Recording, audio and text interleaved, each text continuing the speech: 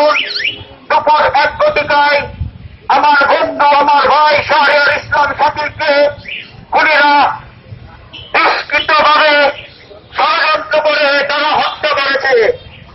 আমরা এই হত্যার বিচারের দাবিতে আজ সমস্ত স্টুডেন্টরা এখানে এসে হত্যার দাবি জানাচ্ছি। ঘটনার 24 ঘন্টার মধ্যে প্রথম আসামি রিমনকে পুলিশ গ্রেপ্তার করতে পারলেও বাকি আসামিদেরকে এখনো শনাক্তই করেনি ভালো করে।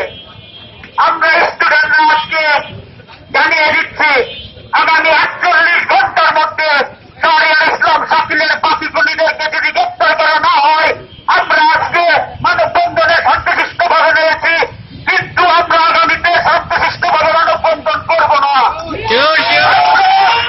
আন্দোলন করতে বাধ্য হব। প্রশাসনের দৃষ্টি আকর্ষণ করে বলছি, স্টুডেন্ট পারে না এমন কোন কাজ কিন্তু নেই। আমাদের ধৈর্যের একটা সীমা আছে, সেই সীমা যদি আমরা ভেঙে যাই তাহলে আইনের শৃঙ্খলায় কিন্তু আপনারা ভালো করে থাকতে পারবেন না।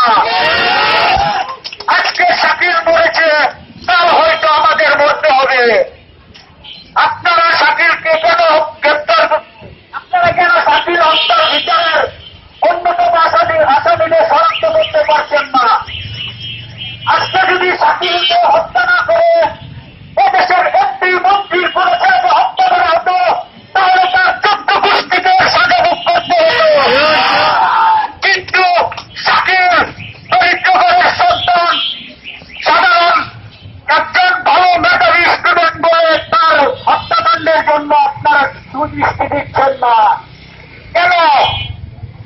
এদেশের আইন তখনই শক্ত হবে যখন কোন একটি মন্ত্রীর ছেলেকে এভাবে নৃশংসভাবে হত্যা করা হবে।